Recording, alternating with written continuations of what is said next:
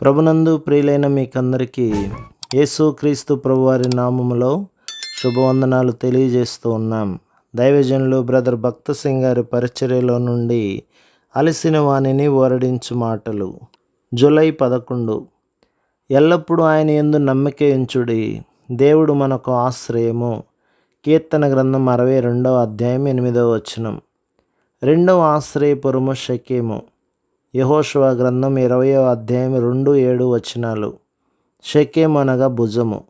ప్రభువైన యేసుక్రీస్తు మన విమోచకుడు, రక్షకుడే గాక మన భారములను కూడా మోయును.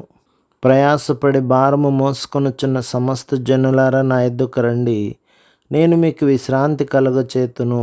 మత్తయి సువార్త 11వ అధ్యాయం 28వ వచనం.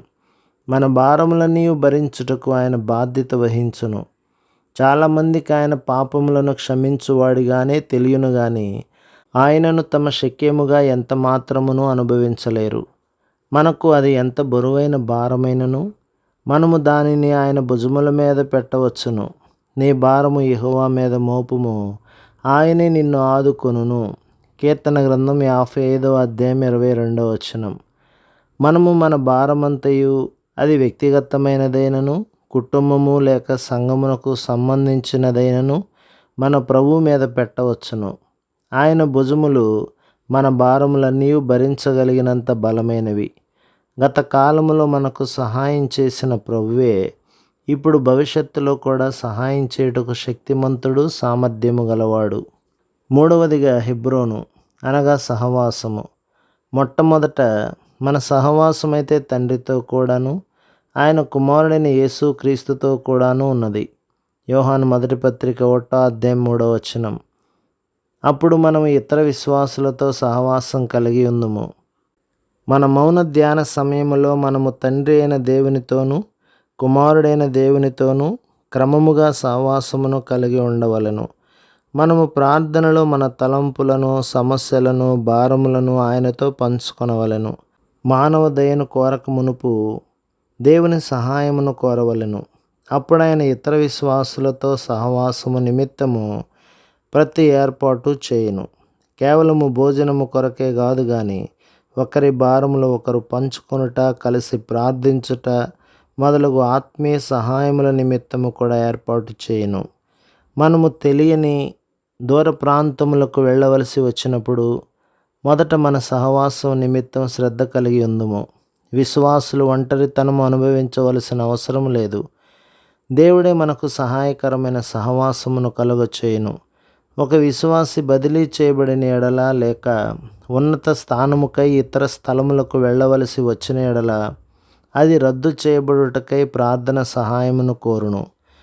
వారు తమ పిల్లల చదువు విషయమై ఇంకనూ తదితర కుటుంబ వ్యవహారముల నిమిత్తమై దిగులు చెందుదురు. మన సహవాసము నిమిత్తము, మన అక్కర్ల నిమిత్తము అన్ని ఏర్పాట్లు చేయుటకు మనకు ప్రభువు ఉన్నాడు. గతించిన సంవత్సరములన్నింటిలో సహవాసము ద్వారా అక్కరలన్నీ తీర్చబడుటకు ప్రభు అద్భుతమైన ఏర్పాటు చేయుటను నేను కనుగొంటిని.